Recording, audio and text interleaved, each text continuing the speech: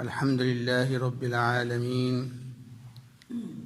والصلاة والسلام على سيد الأنبياء والمرسلين نبينا محمد وعلى آله وأصحابه أجمعين أما بعد أعوذ بالله السميع العليم من الشيطان الرجيم بسم الله الرحمن الرحيم الأعراب أشد كفرا ونفاقا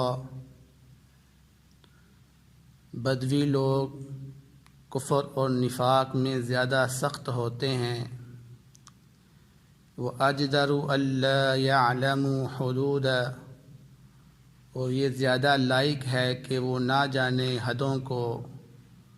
مَا أَنزَلَ اللَّهُ عَلَى رَسُولِهِ جو اللہ رب العزت نے نازل کی اپنے رسول پر واللہ علیم حکیم اور اللہ رب العزت بہت علم والا اور حکمت والا ہے۔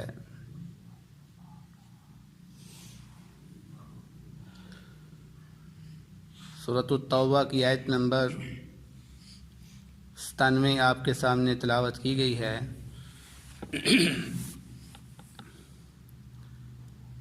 اس آیت مبارکہ میں اللہ رب العزت بیان فرما رہے ہیں الاعراب اشد کفرا ونفاقا،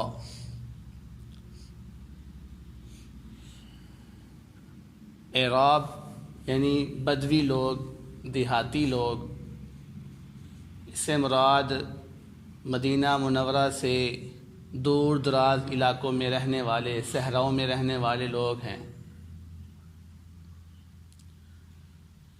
اب یہ لوگ اسلام کے اندر دعوت اسلام کی وجہ سے مسلمان نہیں ہوئے تھے، بلکہ ان میں سے اکثر وہ لوگ تھے جو اسلام کے غلبے کی وجہ سے، اسلام کی طاقت کی وجہ سے مرعوب ہو کر اسلام کے اندر داخل ہوئے۔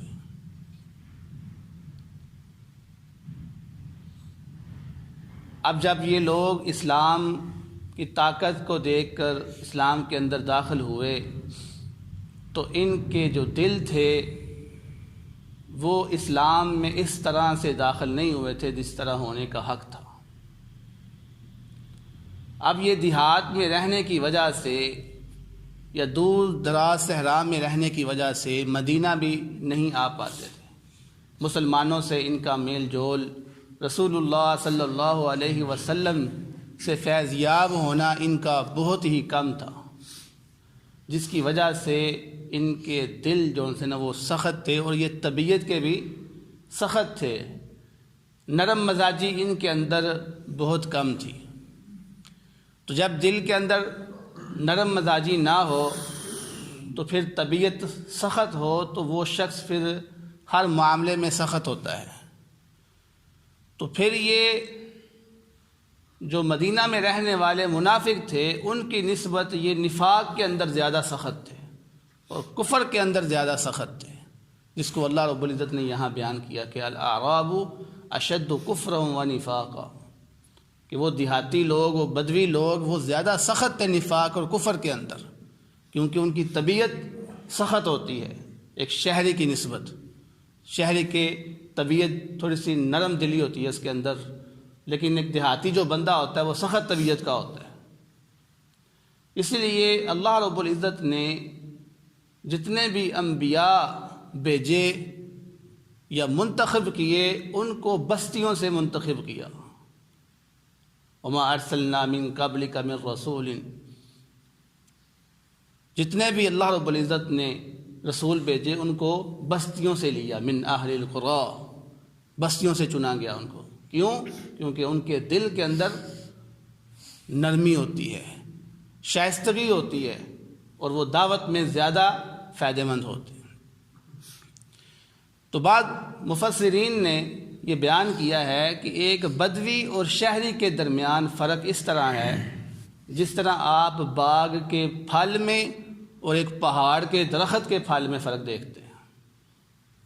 تو جس طرح اس پھل کے اندر فرق ہے، اس طرح لوگوں کے اندر بھی فرق ہوتا ہے۔ تو حضرت عبداللہ بن عباس رضی اللہ تعالیٰ عنہ بیان فرماتے ہیں کہ رسول اللہ صلی اللہ علیہ وسلم نے فرمایا کہ جو شخص دیہات کے اندر رہنا شروع ہو جائے یا دیہات کے اندر رہتا ہے اس کا دل سخت ہو جاتا ہے، اور جو شخص شکار کے پیچھے پڑ جاتا ہے اس کا دل غافل ہو جاتا ہے، غفلت میں پڑ جاتا ہے وہ۔ اور اسی طرح جو شخص سلطان کے پاس چلا جاتا ہے وہ آزمائشوں میں پڑ جاتا ہے۔ تو مقصد کہنے کا یہ ہے کہ انسان کی جو ایک فطرتی عادت ہے کہ جب وہ لوگوں سے زیادہ میل جول نہ رکھے تو اس کی طبیعت کے اندر ویسے بھی سختی پیدا ہو جاتی ہے۔ تو یہ لوگ کیونکہ صحرا میں رہتے تھے، دور دراز رہتے تھے، میل جول بہت کم تھا لوگوں کے ساتھ، اس لیے ان کی طبیعت کے اندر سختی تھی۔ اور احادیث کا اگر مطالعہ کیا جائے تو وہاں سے بھی ہمیں کچھ ایسے واقعات ملتے ہیں کہ جس سے ان لوگوں کے دلوں کی سختی کا پتہ چلتا ہے، جیسا کہ عائشہ رضی اللہ تعالیٰ عنہ بیان کرتی ہیں۔ آپ فرماتی ہیں کہ کچھ لوگ دیہات کے نبی کریم صلی اللہ علیہ وسلم کے پاس آئے تو نبی کریم صلی اللہ علیہ وسلم حسن و حسین کا بوسہ لے رہے تھے۔ تو ان بدوی لوگوں نے بڑا تعجب کیا کہ کیا آپ بچوں کا بوسہ بھی لیتے ہیں؟ تو صحابہ کرام نے کہا ہاں، بچوں کا بوسہ بھی لیا جاتا ہے۔ تو نبی کریم صلی اللہ علیہ وسلم نے فرمایا کہ اگر تم لوگوں کے دلوں سے اللہ رب العزت نے رحم اور شفقت کو نکال دیا ہے تو اس میں میرا کیا قصور ہے؟ تو یہاں سے معلوم یہ ہوتا ہے کہ وہ بدوی جو لوگ تھے وہ بڑی سخت طبیعت کے تھے، جو بچوں کو پیار بھی نہیں کرتے تھے۔ حالانکہ بچوں کو پیار کرنا ایک عام چیز ہوتی ہے، لیکن اتنے وہ سخت تھے کہ وہ بچوں کے اوپر رحم کرنے اور شفقت کرنے سے بھی اپنے آپ کو برا محسوس کرتے تھے۔ تو اس کے بعد اللہ رب العزت نے بیان فرمایا کہ وَمِنَ الْأَعْرَابِ مَن يَتَّخِذُ مَا يُنْفِقُ مَغْرَمًا، اور کچھ بدوی لوگ ایسے بھی تھے کہ جب وہ کچھ خرچ کرتے تھے تو وہ اس کو جرمانہ سمجھتے تھے، سزا سمجھتے تھے، کیونکہ اب یہ منافی قسم کے لوگ تھے۔ تو جب ان کو عشر دینا پڑتا تھا، جب ان کو زکوٰۃ نکالنی پڑتی تھی، جب ان کو فطرانہ دینا پڑتا تھا تو یہ کوئی نیکی سمجھ کے نہیں نکالتے تھے،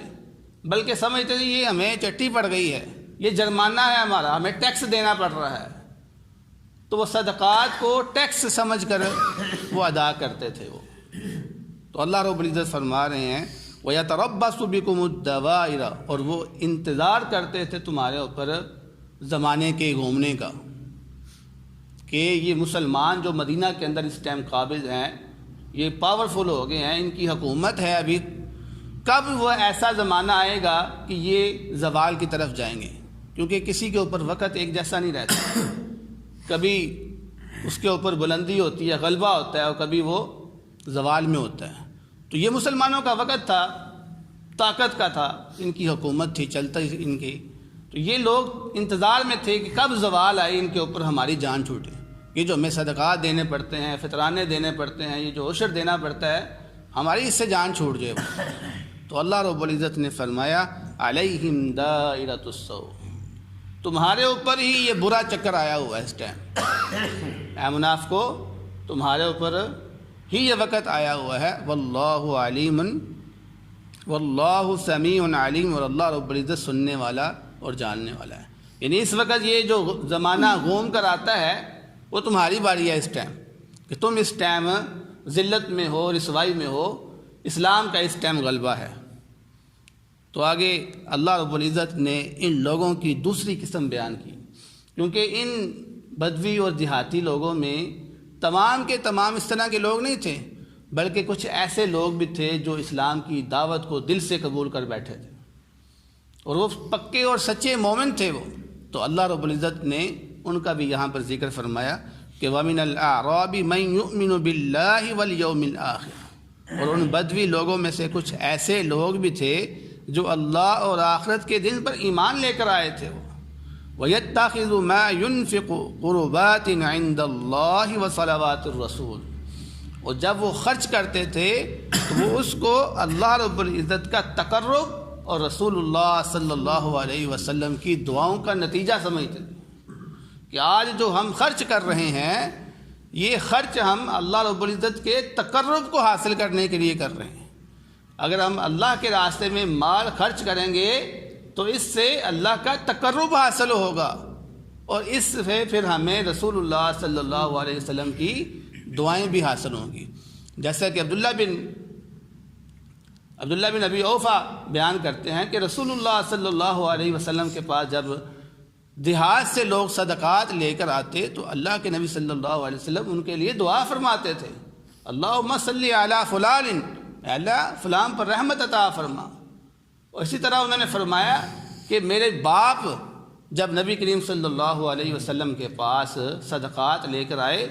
تو نبی کریم صلی اللہ علیہ وسلم نے ان کو دعا دی کہ اللہم صلی علی آل ابی اوفا، کہ اے اللہ ابو اوفا کی آل پر رحمت فرما۔ تو اللہ کے نبی صلی اللہ علیہ وسلم ہمیں ان صدقات کی وجہ سے رحمت کی دعائیں دیتے تھے ہمیں۔ تو یہ مسلمان بھی اس لیے اپنے صدقات لیتے تھے تاکہ اللہ کی نبی کی دعاؤں کو حاصل کر سکے، تاکہ اللہ رب العزت کا تقرب حاصل کر سکے۔ تو اللہ رب العزت نے فرمایا الا انہا قربۃ لہم، سن لو جان لو کہ یہ ان کے لیے قربت ہی کے لیے ہے، یہ صدقہ ان کے لیے اللہ رب العزت کے قریب کرنے کے لیے ہی ہے۔ سیدخلہم اللہ فی رحمتہ، ان قریب اللہ رب العزت ان کو اپنی رحمت میں داخل کرے گا۔ جیسا کہ اللہ کے نبی صلی اللہ علیہ وسلم نے دعائیں بھی رحمت کی تو اللہ رب العزت نے بھی فرمایا کہ اللہ رب العزت ان کو اپنی رحمت میں داخل کرے گا۔ ان اللہ غفور الرحیم، بے شک اللہ رب العزت بخشنے والا ہے، رحم کرنے والا ہے۔ تو ہمیں معلوم ہوا اس آیت سے کہ انسان کو ہر ٹائم صدقات اور خیرات کرنا چاہیے، اس سے اللہ رب العزت کا تقرب حاصل ہوتا ہے، اور اس طرح ہم نبی کریم صلی اللہ علیہ وسلم کی دعاؤں میں بھی شامل ہو جاتے ہیں۔ تو دعا ہے اللہ رب العزت سے جو سنا ہے اس پر عمل کرنے کی توفیق عطا فرمائے۔ بہترین صدقہ جاریہ حاصل کرنے کے لیے اس ویڈیو کو لائک، کمنٹ اور شیئر کرنا مت بھولیں۔